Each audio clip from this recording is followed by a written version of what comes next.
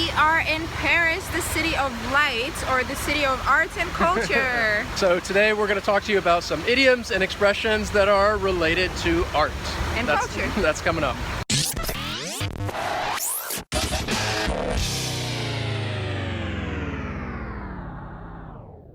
It is a gorgeous day out, perfect day to see all the sights of Paris.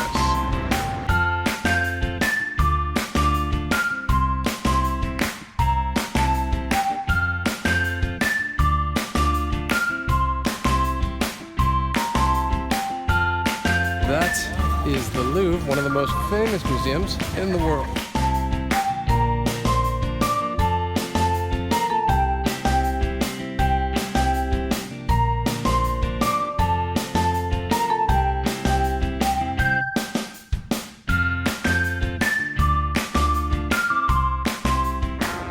Check out this view right here. We're at the Eiffel Tower.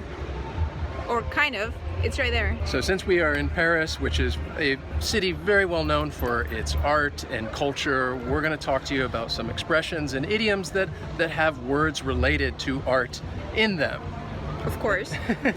So the first expression I want to talk to you about is to paint yourself into a corner. And when somebody paints themselves into a corner, that just means that they are put into a situation where there is no, or there are very few good outcomes, and they are painted into a corner. It's not a good place to be. But I bet he regrets it. He's painted himself into a corner. But Nick has been painting me into corners since we were kids.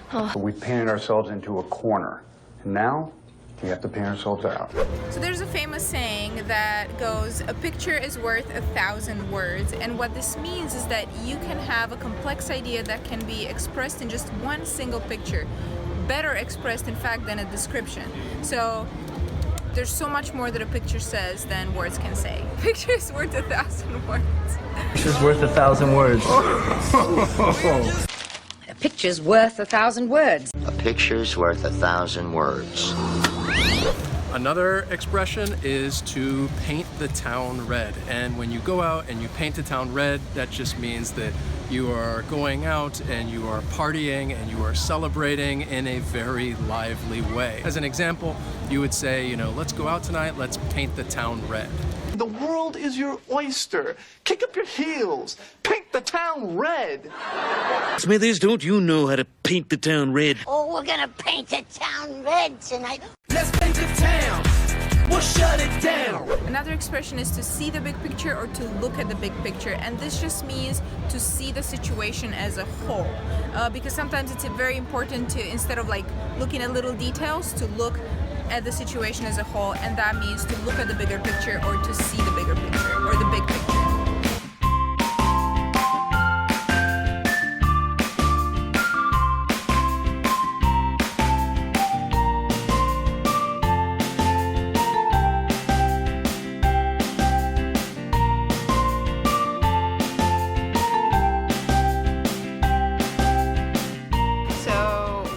Chilling on a bench, as you can see behind us. Oh, where did it go? It's the other way. I can't show you. There we go. It's the Eiffel Tower. So we're gonna share our favorite things about Paris right now. What is your favorite thing about Paris? The food, hands down. That was gonna be mine. Everything, all the food is just like, the ingredients are simple, high quality, and just well put together. It's really good. I like the croissants, or here, the croissant. Just Why is your nose so red? Because we were out in the sun all day yesterday. And somebody it's got very us red. What's your favorite site? I like the Versailles, the gardens. I thought they were really, really impressive. Wes, tell me your favorite French word. French word? Mm-hmm. I've been saying merci. Merci, okay. Yeah, I've been using that. Okay, what about... My only word.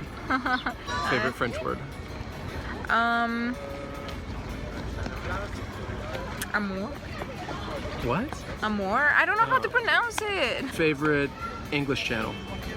Interactive English, obviously.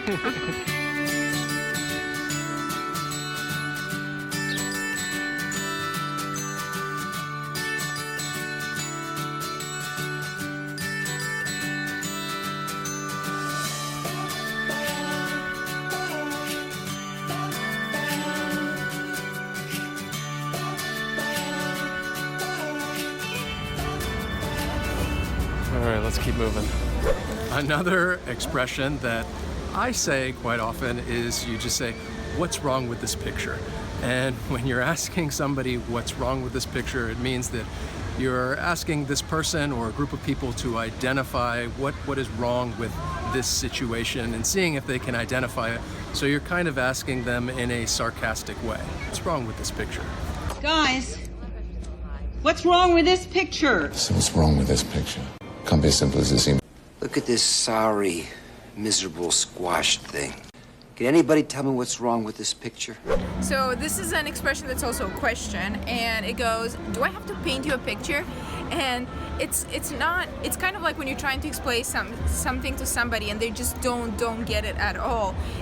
This is kind of asking like, what else can I do to make you understand this? You're trying to make it more clear for them. You're a little bit frustrated that they don't get it, and you're just asking them, do I have to paint you a picture? So you're just kind of trying to see like, I've tried all these ways to explain it. What else can I do to make you understand this? Another idiom is saying that something is like watching the paint dry. This is a simile because we're comparing two things, and you're saying that something is like watching paint dry. So you're talking about something that is very boring, it's dull, it's tedious, and it takes a long time. So therefore, it's like watching the paint dry. So another expression is to paint a picture. And why I made that sound, because you can change the adjective. So something can paint a terrible picture, can paint a bleak picture, can paint a rosy picture. And what this means is to describe something in a certain way. And many times it's used in a negative way. So when if something paints a terrible picture, it means that things appear to be pretty bad. Paint a pretty graphic picture in training. You continue to paint far too bleak a picture, Lord, no. You painted an extreme picture. These particular circumstances paint a thorough picture of the horrific events endured in Selma. Hope you guys enjoyed learning these expressions and getting a glimpse of our trip to Paris. So now we want to hear from you guys. In the comments, what are we gonna? We're gonna ask you, we have a question for you that we want to hear the answer to.